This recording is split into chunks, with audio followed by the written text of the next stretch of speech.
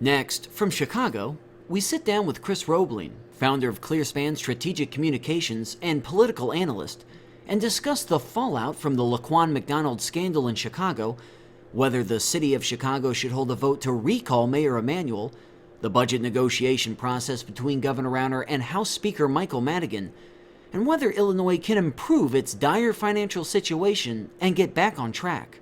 This runs about 25 minutes. Chris Robling, thanks for joining us on the Illinois Channel. Good to be with you. For those who don't know, you're a longtime WGN political analyst and run your own strategic communications firm. And so you have your finger on the pulse of what's happening in the political realm, both in Illinois and certainly in Chicago, and there's a lot going on. So we wanted to talk with you about that. Let's start with Chicago and what's going on with Mayor Rahm Emanuel. As we taped this the other day, he gave his speech to, in the wake of this whole video of the Laquan McDonald shooting. Some people are questioning whether he will survive. What's your view on that, and kind of give us a context for what's happening here? Well, I think the context is one of vast disappointment. I think that is correlative to the amount of time Mayor Emanuel spent introducing Gary McCarthy and talking about his brand of reform for the Chicago Police Department. And here we go 5 years into his mayoralty, and we find that much of what he promised was really never on the agenda, and it was never effectuated by Gary McCarthy. And, you know, a week before he fires Gary McCarthy, he says, I have total confidence in Gary McCarthy. A day before he says, I will take the federal investigation. The day before he says, we don't need a federal investigation. So I think that there is a crisis here based on a massive loss of credibility. In fact, I think that Mayor Emanuel should step down.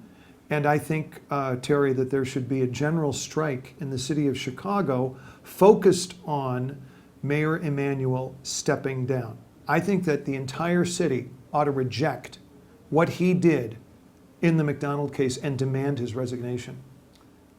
You know, that's shocking. I'm a downstater living in Springfield, and we kind of have an attitude that these people are unaccountable and they're untouchable. And by and large, it seems like the mayors of Chicago have been, especially, you know, the last time we had a Republican mayor in Chicago was 1931.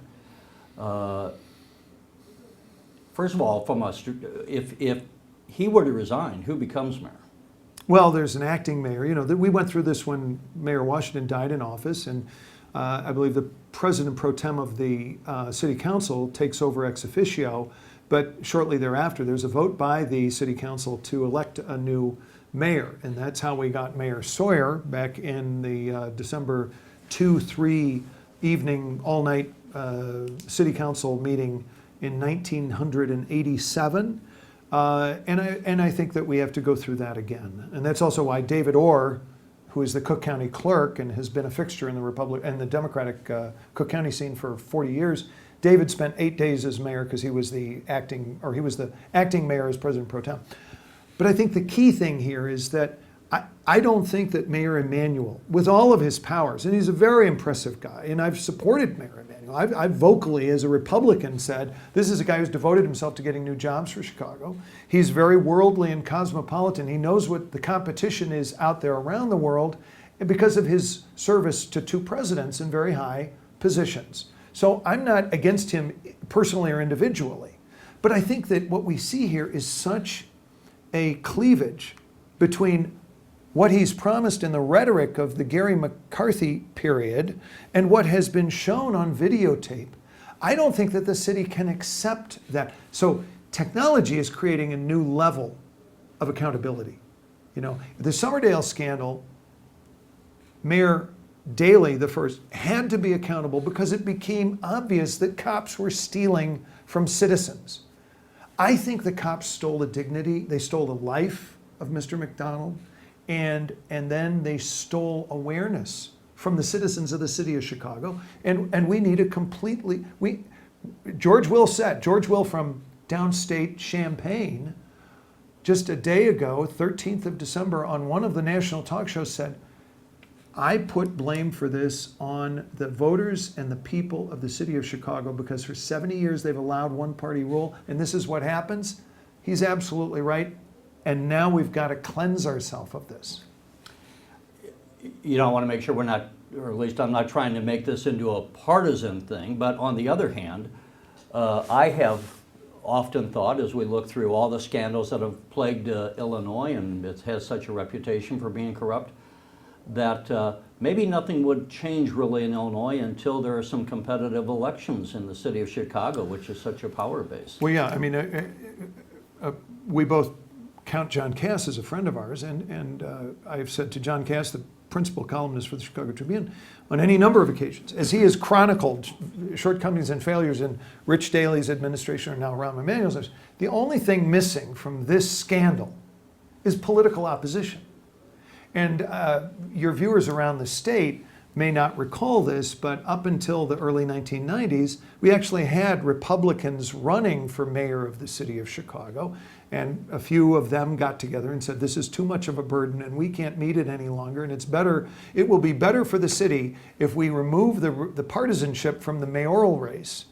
And that was then done, and this is what has resulted. Let's, before we leave this, just as I was preparing for this, I saw Dan Proft, who's another radio commentator and former gubernatorial candidate, is backing a bill offered by Representative LaShawn Ford, HB 4356, that would set in place a law allowing Chicago voters to recall the mayor. And Proft is also saying, hey, this is a way for Republicans maybe to take away some of the black voters who are also a base of the Democratic power. Again, not to make this partisan, but should we have a recall, one, and two, is there an opportunity for a resurgence of a Republican Party in the city of Chicago? Yes and yes. Yes, we should have the recall. And yes, I think the partisanship, which was part of the premise of your second question, really plays into this third question. It's not bad to be partisan. I'm disappointed that we haven't seen a Republican candidate for president fly into Midway, hop into a taxi, drive all of 7 blocks away to the place where Laquan McDonald lost his life with 16 shots from that policeman's weapon, and hold a press conference and say, this will never happen again. I mean, we will not allow this kind of, I wonder what's wrong with the National Republican Party, of which I'm a part, that not one of them has made that pretty straightforward step. Now, we'll get back to that, I hope, sometime. But I think this is a classic example for take the Republican Democratic names out of the equation. You're looking at people who are not being served by their government. And the way we choose governments is to look at folks from different party orientations. I'm all for that, and I think that's what we need in Springfield, and that's what we need in our county seats, and that's what we need in the city of Chicago. Now, we gave up the partisan line, but we can still, as Republicans, say, you know, we're for candidate B or C or whatever the heck, and that's essentially what's been happening over the last few years. So I think this is a crisis of conscience. I think it's a crisis of credibility, and I think that there's only one way out, and I don't think Rahm Emanuel can come back. After spending 5 years telling us that he and Gary McDonald were changing the police department, for this to come out, Gary McCarthy. For Gary McCarthy and Rahm to say we're changing the police department, and then you find McCarthy under a bus, I think that the video and the technology have caused a new level of accountability, and he's not immune. You know, I don't know if you know, I mean, you're not a police person, you watch politics, but do you happen to know, have you ever heard any feedback from the officer on the street? What's the morale of the police department in the city of Chicago vis-a-vis not only this, but let's say the tenure under Mayor Emanuel? Well, I think that they tend to focus on the superintendent a little more than the mayor because he is so close, and I don't think, you know, we've always had this question since the Summerdale scandal in the late 1960s about going inside for somebody to come up through the system or going outside and bringing them in. Mayor Emanuel chose Gary McCarthy to go to the outside and find somebody who reflected Emanuel's ideas and bring him in. And so McCarthy has faced from day one all of the resentments of the rank and file that didn't trust this guy because he's not one of us. Okay. On the other hand, you bring one up from the organization, and now you've got someone who is, not to say tainted, but they're sort of involved, they're spoken for, they've been a part of all of this stuff. So that's an imponderable question. I mean, but when you run for mayor, you're saying, I'm able to tackle that question. And I'm able to enunciate a plan. That's what Rahm said. He then enunciated a plan. And then we saw on TV that the plan had never worked. So, You know, time is short. We could talk for a long time. I want to hit a couple of other Sure. issues, but one of them is also just happening today.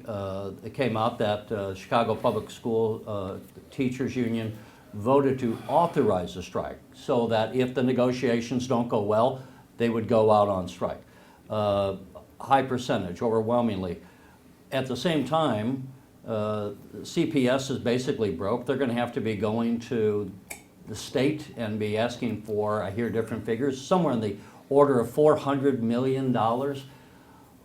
What is the rest of the state to make of this?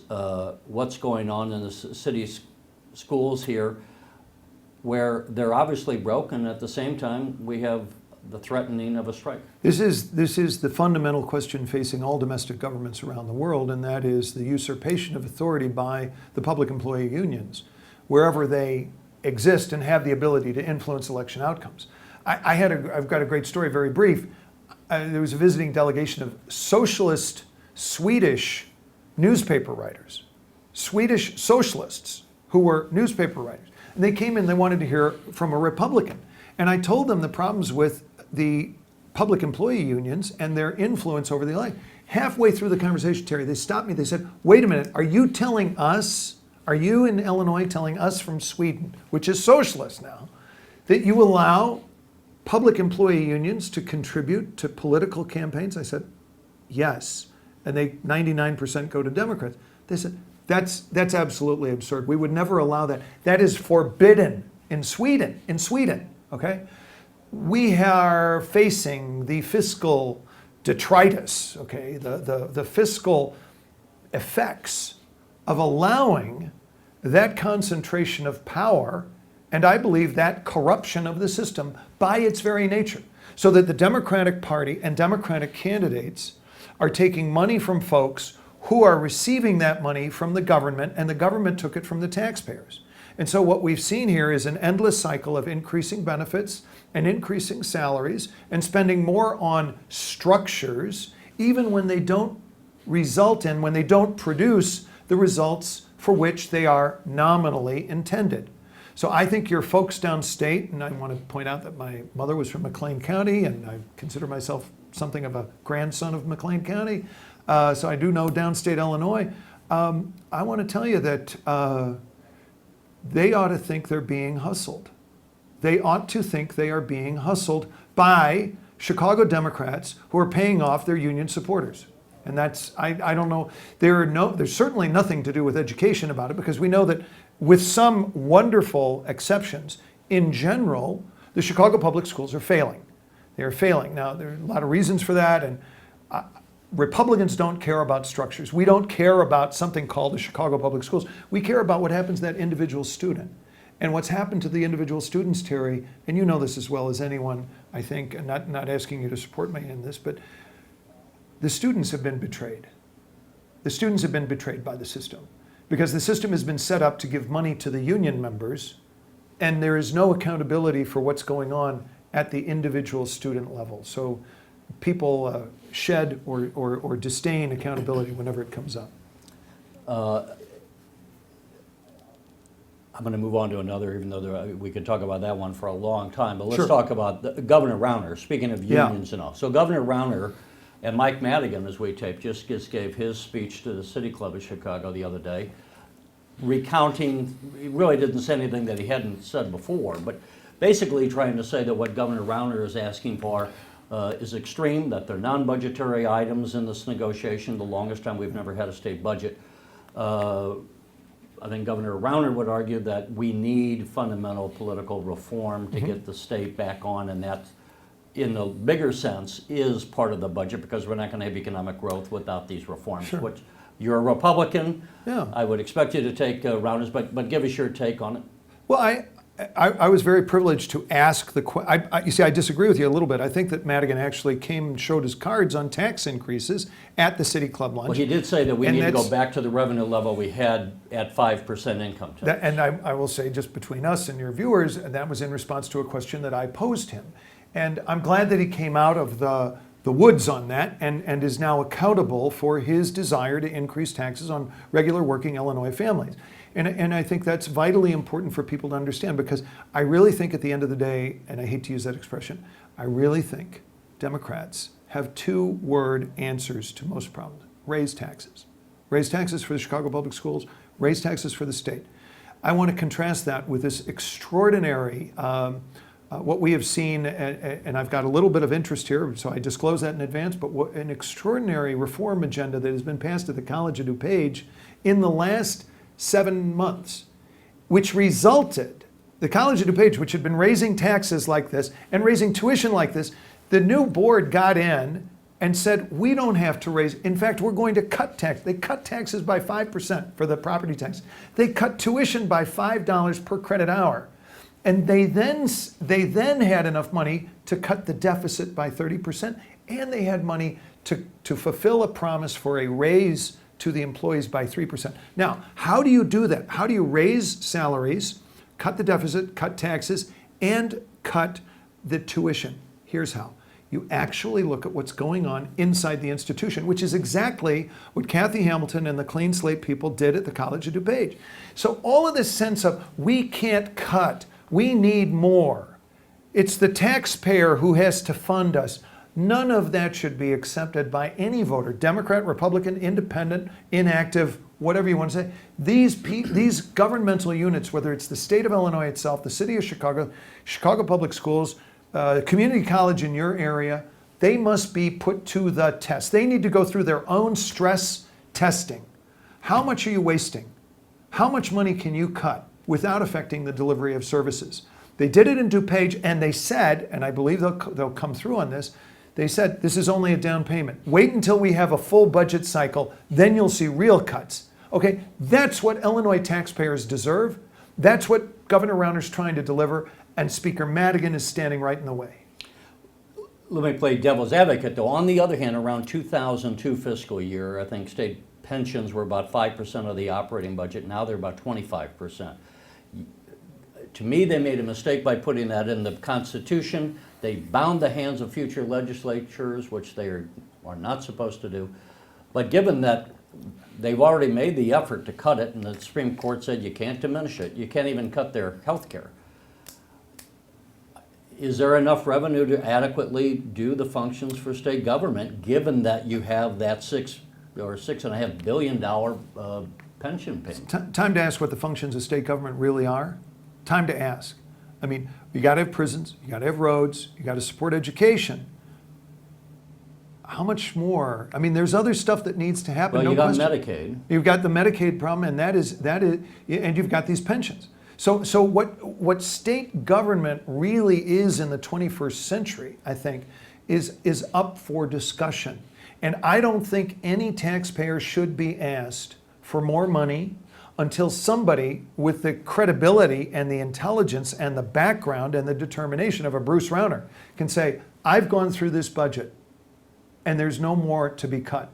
And this is the way that Reagan used to approach, President Ronald Reagan, himself an Illinois native, used to approach taxes when he was president in the 1980s. He said, you cut and you cut and you cut. And if you've done everything you possibly can and you can't operate government, that's when you go back to the taxpayers and say, we need to raise taxes. That was what he said. And he was a tax cutter because he believed that there was fraud, waste, bloat, and abuse in the federal government budget, and I think he's been proven right.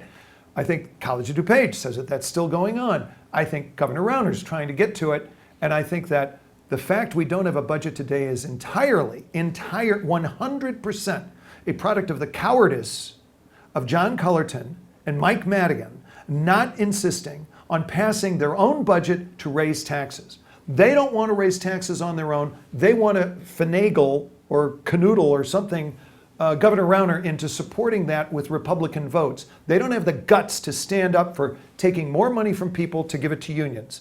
And that's why we don't have a budget today. And I'm 100% for Rauner in saying no. If you want to give money to the unions, you got to stand up and say so. I'm here for reforming Illinois, and I think that's why the people sent me. Before we close out, let's just talk. I think this is because you're a good person to put this in perspective. I think Governor Rauner is a fascinating figure because he's a governor unlike we've never seen before. Right. When someone comes in with whatever his wealth is, $800 million or something, he doesn't need the job. He was already somebody. Right. He's not worried even about re-election. I don't know Right. why he's taking it on and all the headache that goes with it. I'll take him at his word that he's just trying to fix things. But long time, Mike Madigan, the longest serving speaker in the history of the country, and we say that... And we've got the balance sheet to show for it. And we say that everyone, the line on him is that he's playing chess when everyone else is playing checkers. Now he's not dealing with Pat Quinn or Rod Blagojevich or even Jim Edgar. I mean, this is a governor that's like playing chicken with them and basically says, I don't care, I'll wait till the cows come home before I buckle them. I mean, Yeah. am I right on that read, or just what's your read is really what I want to hear? Well, I think that Speaker Madigan is a dedicated public servant who serves first his constituencies and not the state. And that's spread upon the record of our income statement, our balance sheet, our degraded debt, and our laughingstock status around the entire country. And Speaker Madigan, who is, certainly is a good guy, and I've had several terrific conversations with him. But the fact is, on the public record, this is someone under whose tenure the state of Illinois has gone from a going concern to a fiscal basket case. And when he spoke at the City Club, he accepted zero responsibility for any of that. And what is particularly galling about that, and what doesn't get said enough by our Republican friends in Springfield, and it takes guys like me who have nothing to do with any of this stuff to say things like this. Which is why we're talking. Okay, but what needs to be remembered is that for 12 years, Democrats ruled the Senate, the House, and the governor's office, and they addressed nothing. I'm privileged to serve on the board of a social service agency that actually does work with the state of Illinois relative to substance abuse and treatment and prevention. And that's a good thing to do, and there are a lot of other people doing similar things elsewhere. I'm not special. But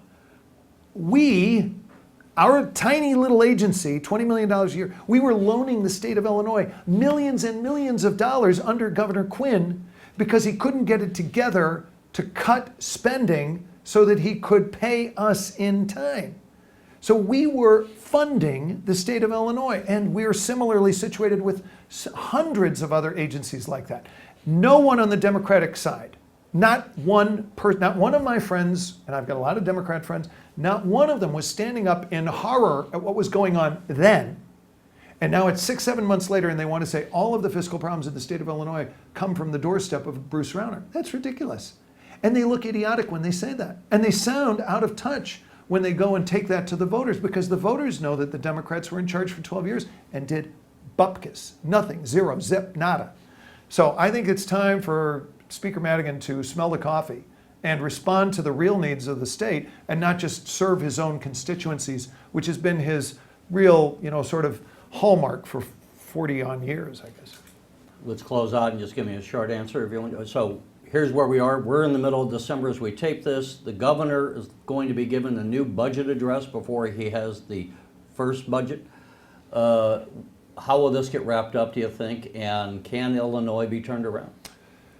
Illinois can be turned around, but every day it gets tougher, number one. Number two, here's how it'll turn out. It's either going to turn out with some kind of accommodation between the two sides, which I think people would like to see, but doesn't appear likely. Or the other possibility for wrapping this thing up is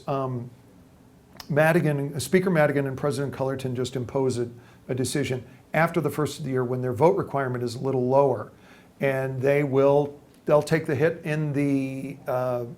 they'll take the hit, whatever it turns out to be, and it might be very small, it might be very big, I don't know, but they'll take the hit in the fall because they will tell their folks who are voting this way for the tax hike and everything else that they want, in exchange for voting for the tax hike now, you'll have all of that union support in the fall, and so you'll beat the Republicans then. And then it'll be up to the voters, and the voters will have to decide, do you want to fund the unions and have a basket case for a state, or do you want to reform things and get Illinois back in a road to prosperity where your kids are going to have opportunities here? That's really the if you're a taxpayer here now, you're going to be socked unless you reform the state. You've got to grow this economy. That's what Rauner is about. Tragically, that's what Rahm was about until he failed to come through on his promises about the police department and how he relates to the community. So unfortunately, those end up being linked, but the state of Illinois has got to survive because no one around the world is waiting for us to get our act together. No one. Everybody else is working hard, moving ahead. We are arguing, ankle biting, and going backwards. Chris Robling, even on the Illinois channel, time's always an enemy, but we appreciate you taking the time. Maybe we can do it again. I love chatting with you, Terry. Anytime. Thank you. Great, thank you.